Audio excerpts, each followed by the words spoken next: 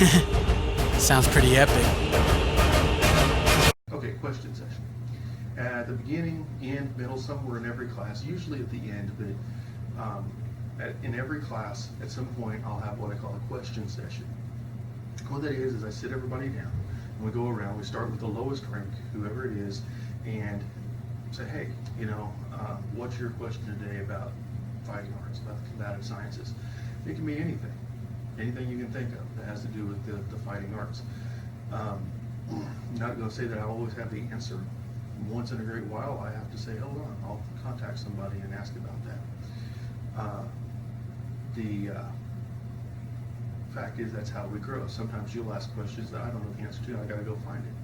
But usually it's a matter of you growing. And the reason I started doing this is I was teaching in Terre Haute at the Rufu Dojo 20 years ago. I was filling in for the master instructor there, and I would come in on I believe it was Tuesdays and Thursdays at that time. I'd come in on a Tuesday, I'd teach a class, people would seem like they were starting to learn things. I'd come back on Thursday, they would be struggling, we'd go back over the same stuff. I'd come back in the next Tuesday, it was like I'd never taught them anything. And what I realized was happening was they were coming to class, they were starting to learn things, but then they weren't taking them home and internalizing them. They weren't giving any thought to them until they came back to class. You can't learn that way. So now if you're coming 2 or 3 times a week, if you were living in the dojo, and I've had students do that before, if you were living in the dojo training 8 hours a day, you could take a break for a few hours and not think about what you're training. But if you're only coming twice a week or 3 times a week and you're not thinking about it outside the dojo, it's not going to do you any good.